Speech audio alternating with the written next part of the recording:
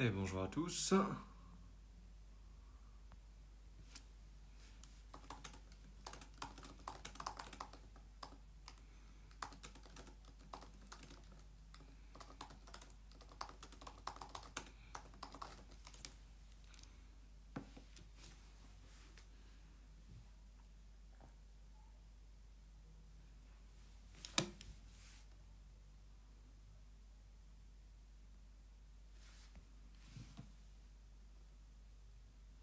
Et bonjour Mélissa Céramique.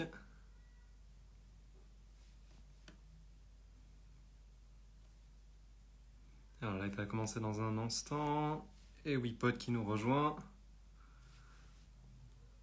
Dernier petit contrôle technique. Alors.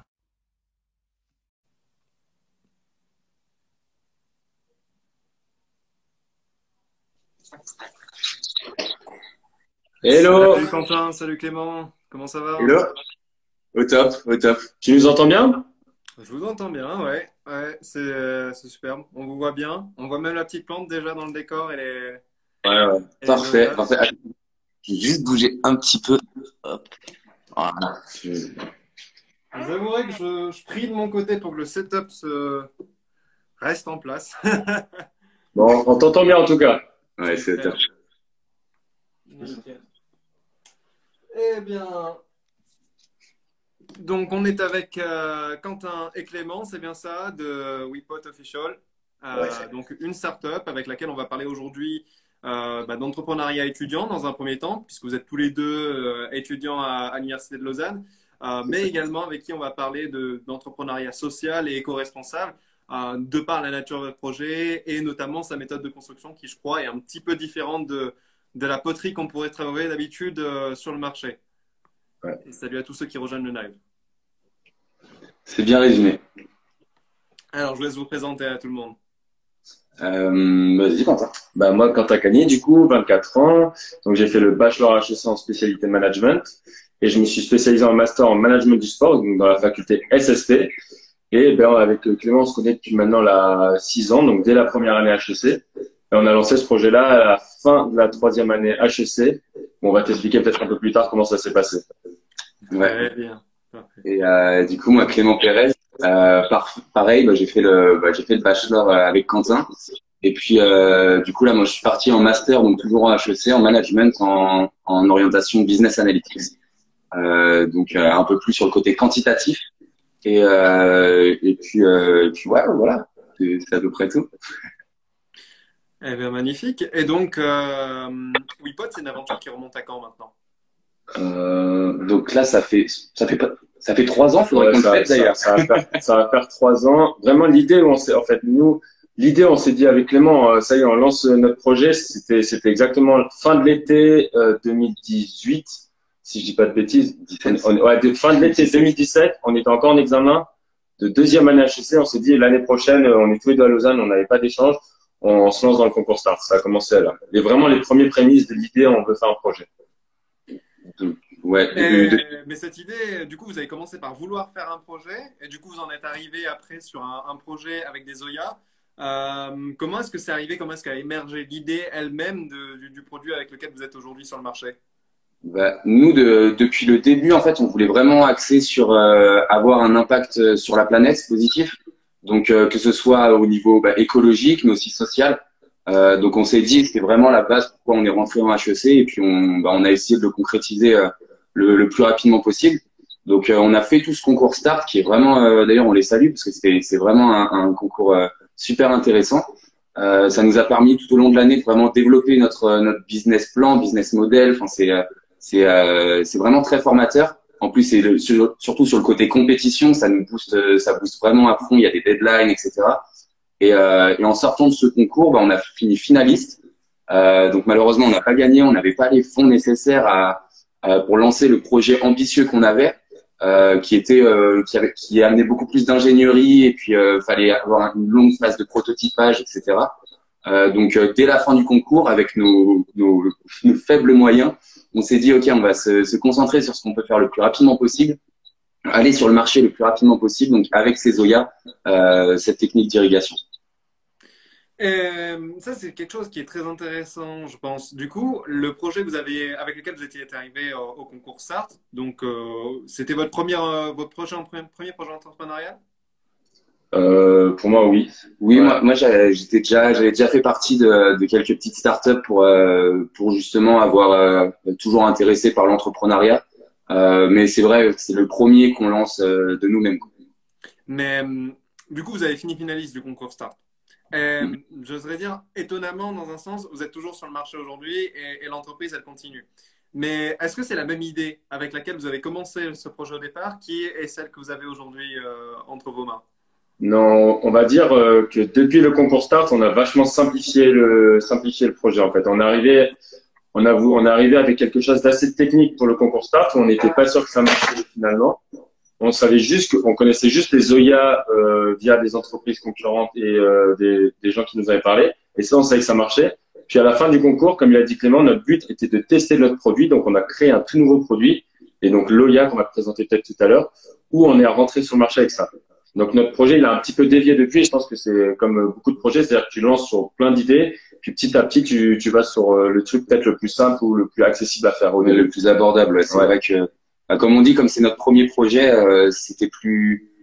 on voulait pas quelque chose de beaucoup trop ambitieux où fallait passer vraiment par de l'ingénierie très spécifique. C'était compliqué. Et comment ça Euh, s'est passé justement cette phase où du coup, bah, malgré la défaite en quelque sorte, si on peut l'appeler comme ça, vous êtes quand même resté dans le projet et vous avez justement trouvé des solutions pour continuer. Comment est-ce que Ouais. vous y êtes pris? Moi, je m'en rappelle très bien. C'est que, donc, nous, vraiment, on a eu, ben, pour nous, c'était une vraie défaite parce qu'on y croyait vraiment à au moins les deux premières places où tu avais un prix. On avait eu des feedbacks de jury, même de gens qui nous disaient que notre projet était vraiment super. Donc, on était vraiment vachement motivés, on y croyait. Puis, on prend une énorme claque le soir de la finale parce qu'on le savait pas.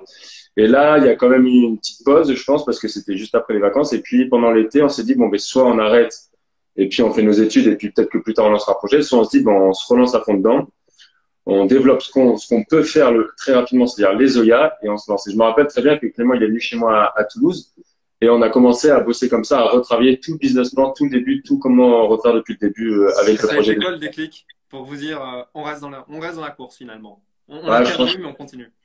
ouais, je pense que, bah, en fait, il y a pas eu, on s'est posé la question, mais ça a été très rapide, en fait. ouais, Donc, on s'est plus regardé tous les deux. On fait, bon, est-ce qu'on continue, on arrête? Et la question a été vite répondue avec ouais, Et, mais ouais, non, il n'y a pas eu vraiment de déclic. C'est juste que, bah, je pense, on a vraiment tellement aimé, en fait, ce ouais. concours, ce côté entrepreneuriat de se dire, ouais, on lance quelque chose de nous-mêmes, par nous-mêmes, qu'on se voyait pas faire autre chose, Ouais, finalement. c'est vrai, ouais. Ouais, je pense que c'était un déclic pour tous Alors les pour deux. tous ceux qui nous rejoignent, en tout cas, je suis Jérémy d'Innovation Time. On est avec Quentin et Clément de WePot, une startup créée par des étudiants et qui se concentre du coup sur la production d'OIA à l'heure actuelle. Donc une économie sociale et éco-responsable et entrepreneuriale parmi la communauté estudiantine. N'hésitez surtout pas si vous avez des questions à nous les faire parvenir. On pourra en discuter par la suite et il s'agit d'animer un petit peu le débat comme ça. Et du coup, Quentin et Clément, euh, finalement, qu'est-ce que vous avez développé aujourd'hui avec WePod? Présenté, hein. Alors, bah, du coup, on a donc présenté un petit peu les Oya. Donc, c'est une technique d'irrigation qui existe depuis, bon, c'est pas trop de 2000, 4000 ans. 2000 ans, ouais. Donc, ce sont donc des pots en argile poreux. Donc, on va vous faire une petite démonstration juste maintenant.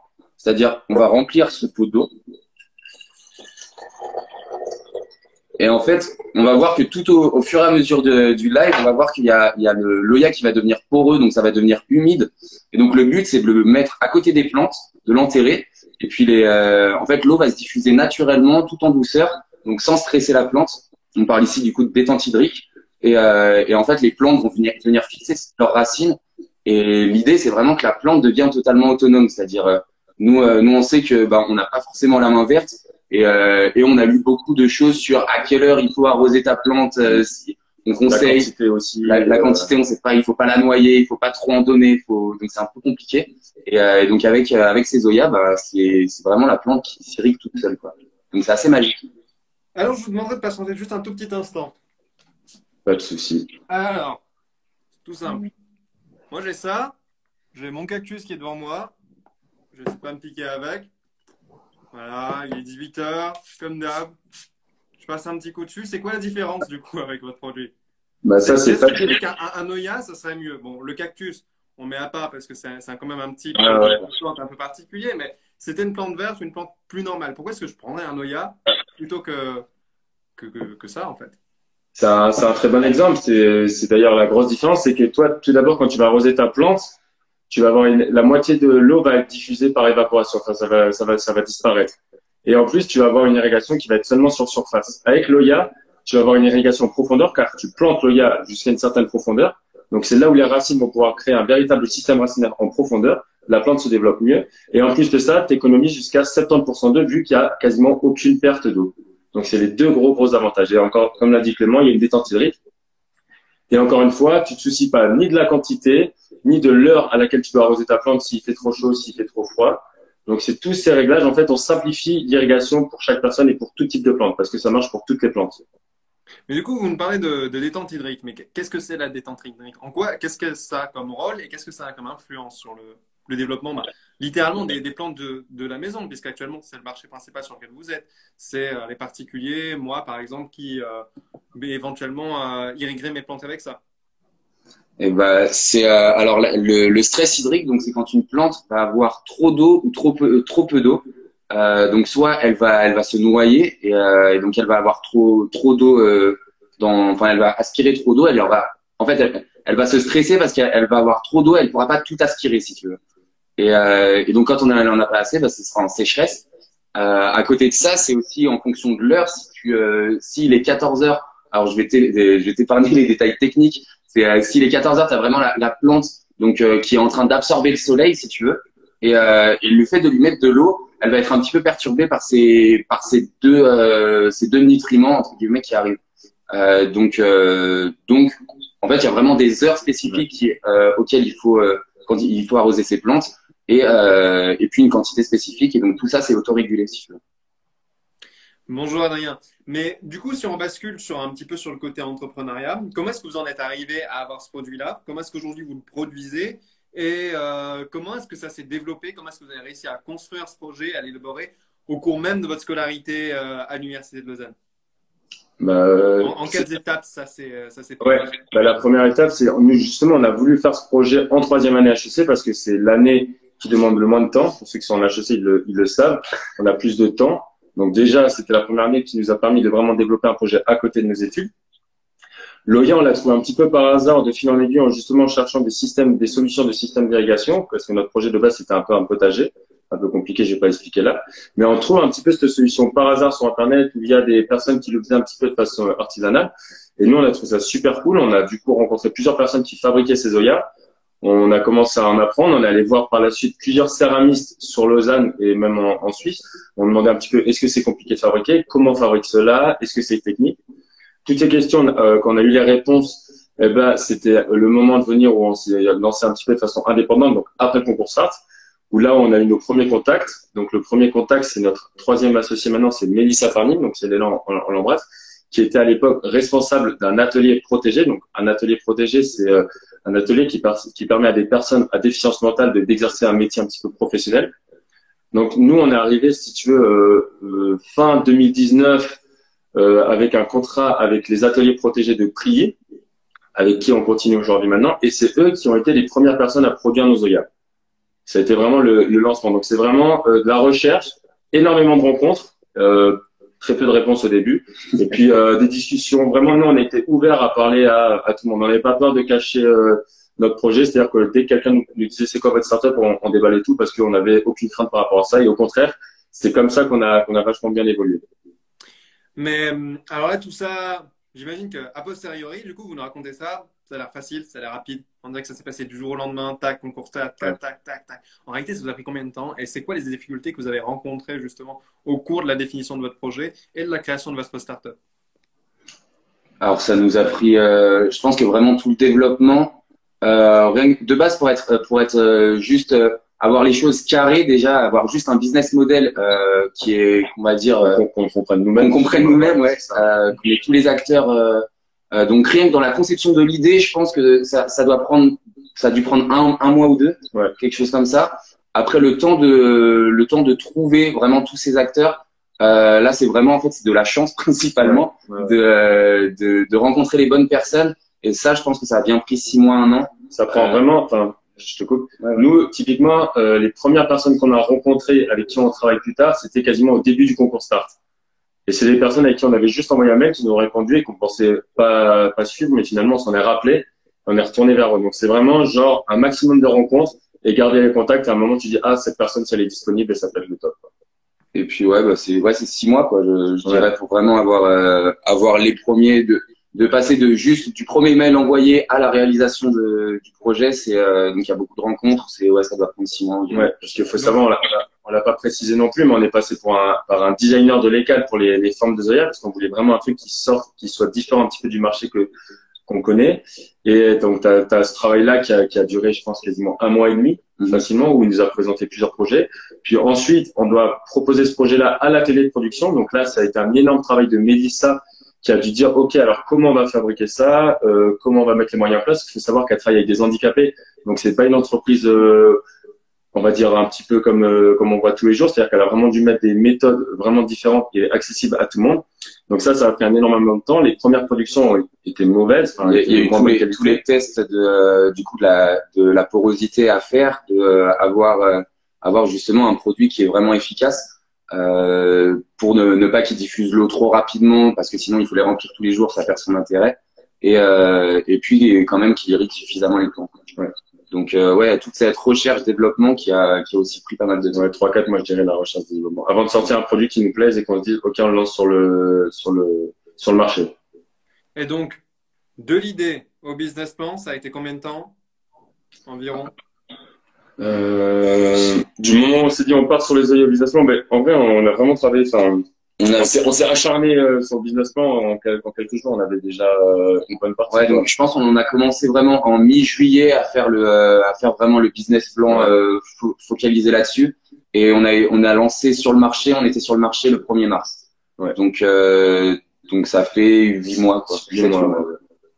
8 mois entre business plan et sur le marché. Et la plus grande difficulté dans tout ça, ça a été quoi?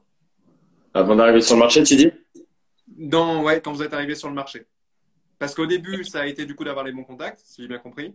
Ouais, c'est ça. Ensuite, la deuxième difficulté, ça a été de concevoir la R&D pour le produit et arriver sur le marché.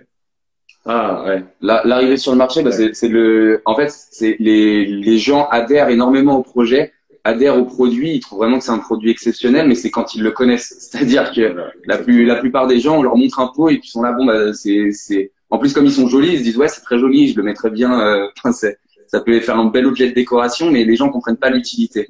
Donc, ça a été vraiment au niveau de la communication, de faire comprendre l'objet. C'est facile. Moi, j'ai un très bon exemple. C'est que nos amis proches qui nous ont suivis tout le long du concours Star, même 6 mois après, 8 mois après, ils comprenaient toujours pas ce que c'était un œillat. Et c'est que depuis peut-être, on va dire, une petite année que les gens maintenant comprennent ce que c'est un œillat, les gens qui nous suivent. Et du coup, aujourd'hui, vous en êtes où? Là, on est passé en SARL il y a 2 mois. Donc en fait, nous, on a vraiment fait une année on a fait pratiquement, on a multiplié par 10 notre chiffre d'affaires sur l'année précédente. Donc ça fait qu'on a pu avoir les fonds pour passer en SARL. On a un nouveau local aussi à Saint-Sulpice, donc qui nous permet de faire notre production, de travailler, d'avoir des vrais locaux pour avoir nos bureaux. Et puis là on est sur la reprise, sur la rentrée. On a encore un petit peu de retard sur nos commandes vu qu'il y a eu énormément de commandes. Et puis pour cette année qui arrive, on a des gros objectifs. On a de l'innovation qui va arriver très prochainement.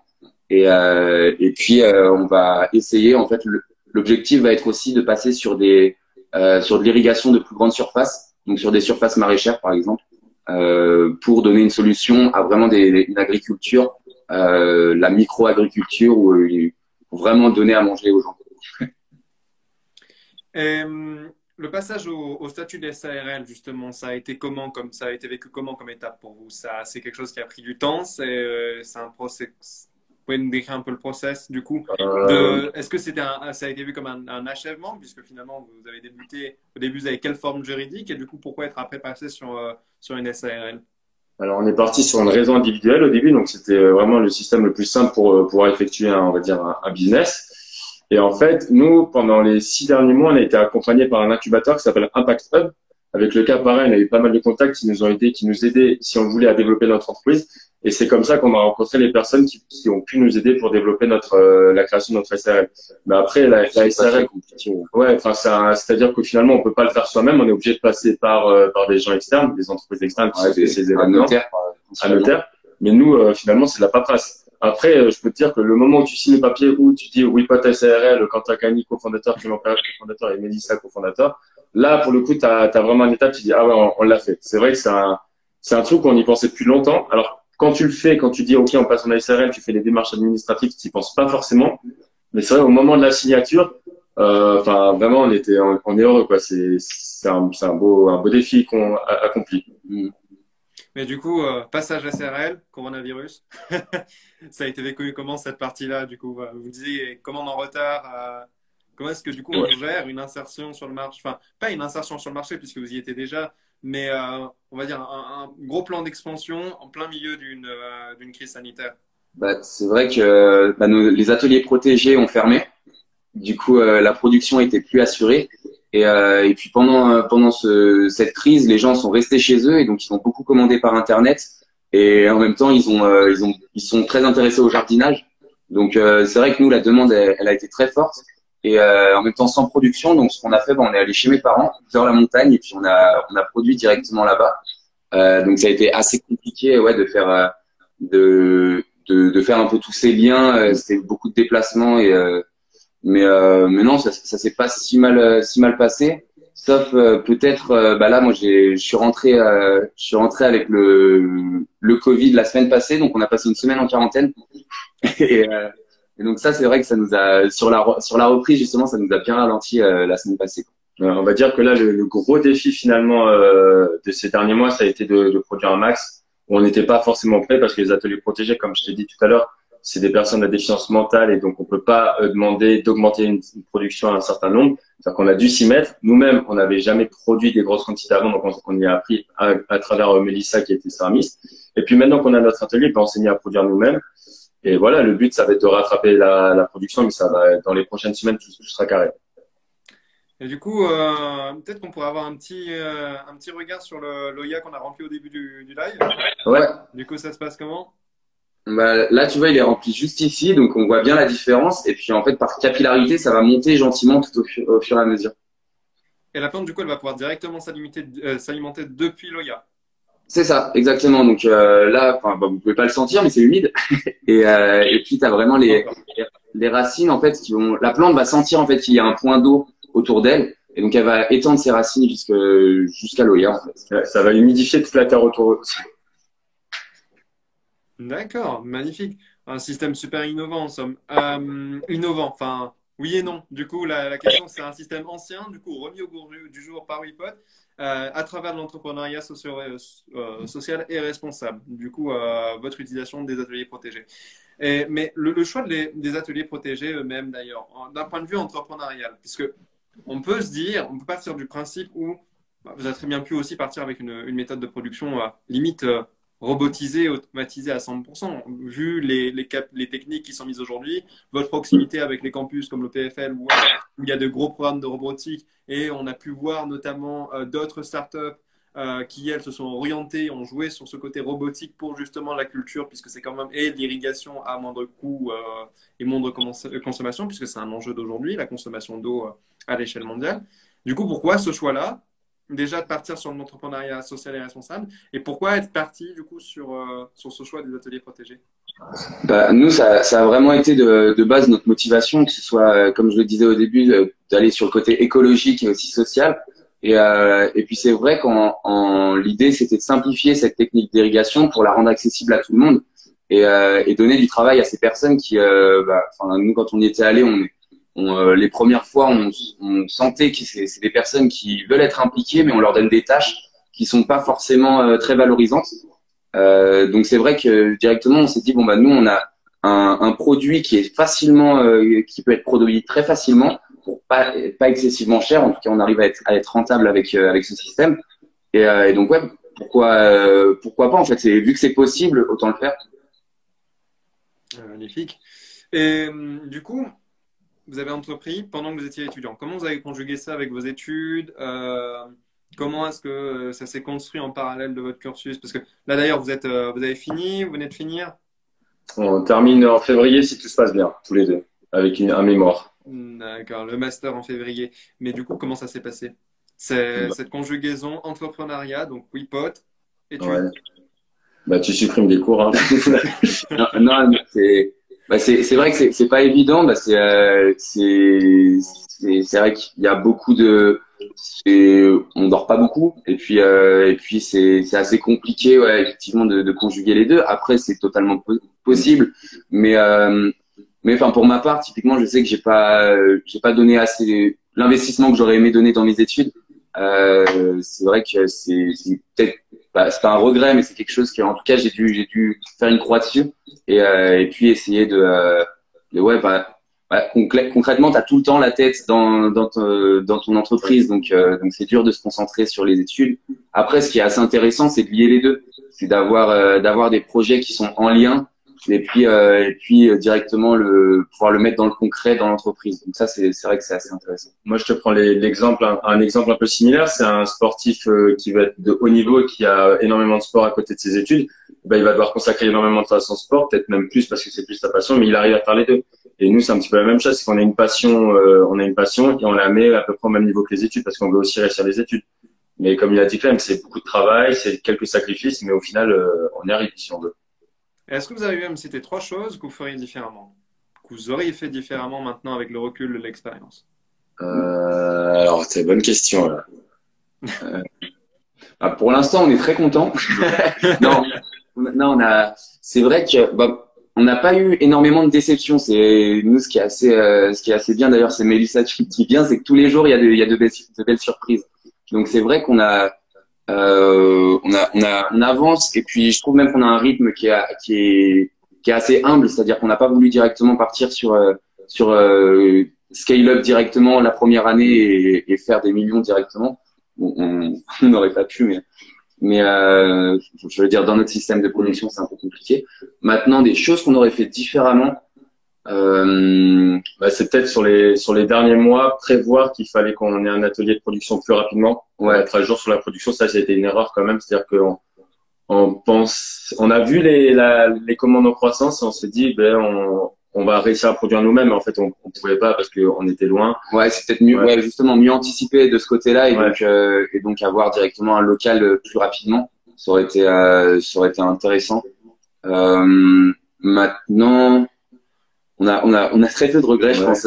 je pense là-dessus. Ça reste une entreprise aussi qui est récente, donc pour l'instant c'est assez nouveau finalement, donc on n'a pas eu des gros échecs. On a eu des petits échecs évidemment, on s'est inscrit à des concours, Oui, on a peut-être tout simplement sur des choix personnels, dans le sens peut-être des conseils que vous auriez à donner à d'autres étudiants qui aujourd'hui auraient envie d'entreprendre avec un produit physique ou digital et qui souhaiteraient jusqu'où, bon, plein milieu de leur étude, eux aussi lancer leur start-up.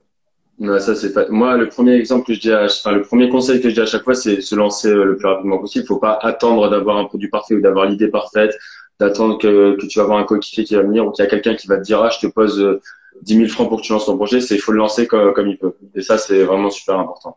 Ouais, bien s'entourer aussi, c'est super important. Enfin, je sais que moi, je respecte énormément les gens qui se lancent tout seuls, mais je les envie pas du tout parce que ça doit être très très dur.